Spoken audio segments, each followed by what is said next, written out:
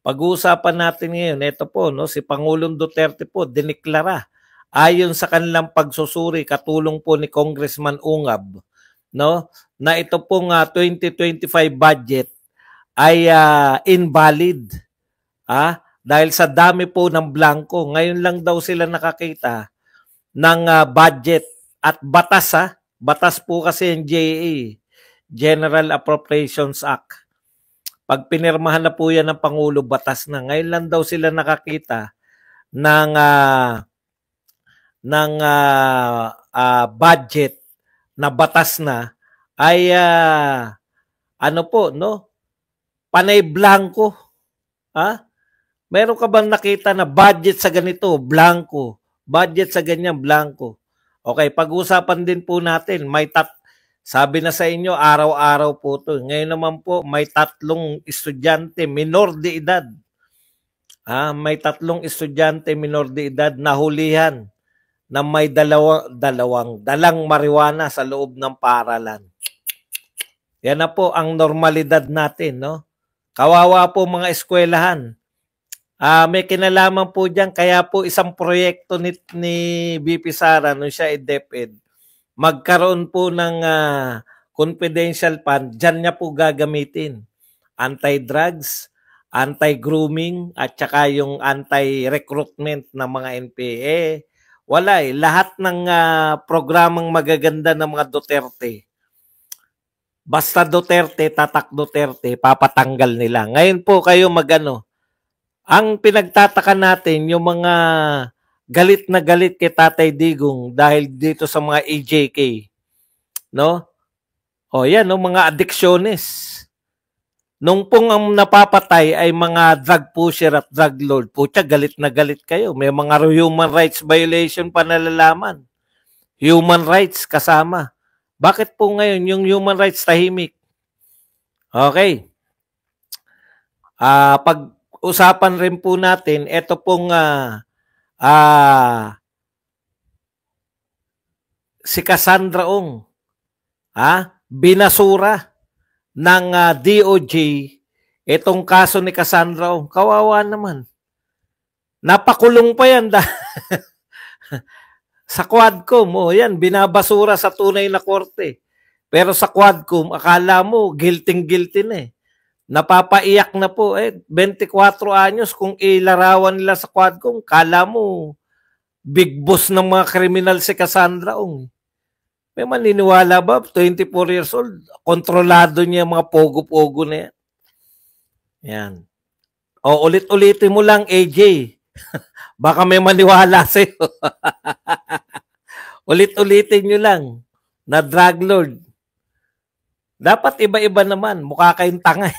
Kapiraso lang ba utak mo, AJ? Kanina mo pa inuulit-ulit yan. Di ba? O, yan. Ulit-ulitin mo lang. Baka may maniwala sa'yo. Nakakaawa. Kami po, kaya namin sabihin itong mga sinasabi namin. Doon, yan ba kaya mo isigaw yan kaya o kwarto? Okay. Pantanga yan di ba? Yan yung sinasabi natin Inuulit-ulit niya lang daw na drug, yun lang kasi kapiraso lang kasi utak niya kaya paulit-ulit lang. Ang sinasabi niya, Duterte drug lord, mga DDS pusher. Okay, tamo. Pag-usapan natin, unahin po muna natin tong maliliit na balita. 3 high school students na minor de edad nahuling may dalang marijuana sa loob ng paaralan. Ayan.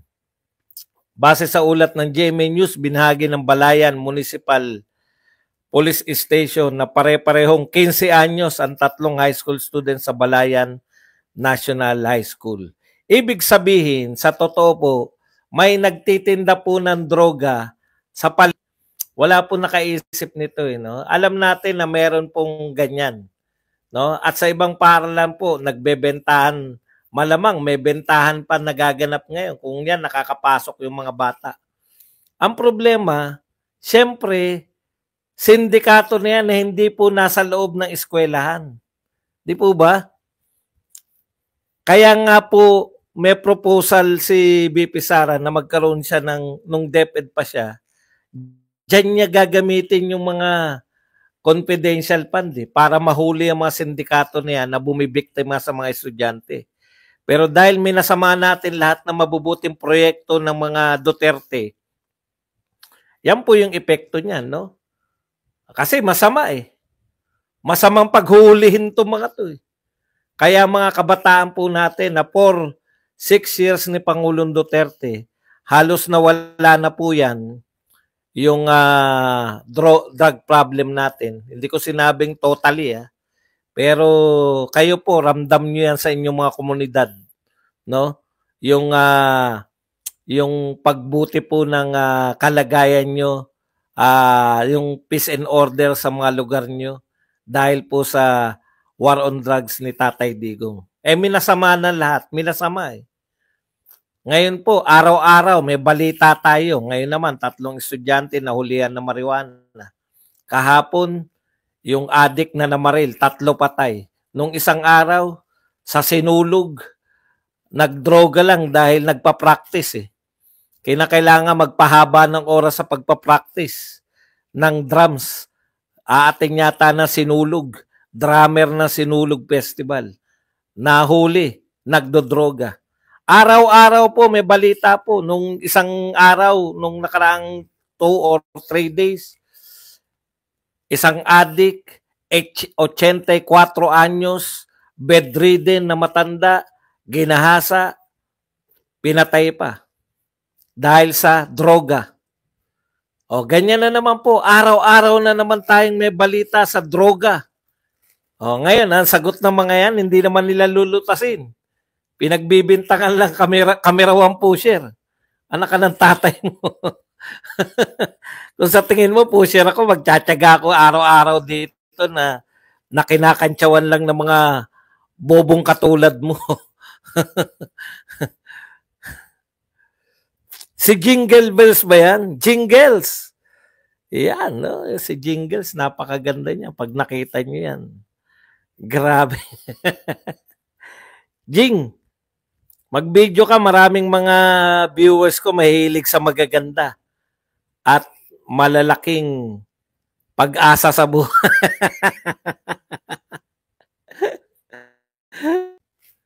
Muse yan ang buong San Jose del Monte. Yan lang ang kayang sabihin niya ni AJ. DDS po siya. Totoong problema tong mga sinasabi namin. Yung mga sinasabi nyo, wala lang. No? Totoong problema. Totoong problema yan, balik na naman yung mga adiksyonez.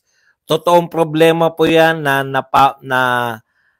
binabalita maski ng mainstream media. Ayan po, GMA to. No? Yung mga mainstream media po ay nagbabalita niyan. Yan po yung epekto ng bloodless. Kaya yung mga bumabanat ng kung ano-ano lang sa Duterte, wala naniniwala sa inyo, mga ungas. Duterte daw yung drug lord. Utot nyo. Hayaan ko lang kasi libangan yan mamaya. Okay, punta na po tayo sa ibabang balita. Ito naman po si Cassandra Leong na dalawa po yan sa mga cuties, di ba? Sa mga beauty na sinalang dyan sa Quadcom na umiyak at siyempre kinalingan ng kanyang abogadong si Attorney Yesyo. Attorney, nakita namin yung pagkalinga mo. Attorney, kitang-kita namin kung paano mo kinalinga si Cassandra Leong. Di ba? Pinayuhan niya Ayan. Nakulong pa. No, nakulong pa po yan si Cassandra Ong. Di ba? Dahil sa mga kung ano-ano. Sabi ko, sa isip ko pa lang, eto ba si Cassandra Ong? Mukhang mga mukha ba talaga tong mga utak na sindikato? Ganun po yung lumalabas sa ngayon po, napatunayan na yung mga pinakukulong ninyo dahil sa contempt, napapatunayan na binabasura ng DOJ yung kaso dahil sa kawalan ng ebidensya. Nakita po nyo? napakulong nyo na, yung pala, wala naman palang ebidensya. Pero kulong na.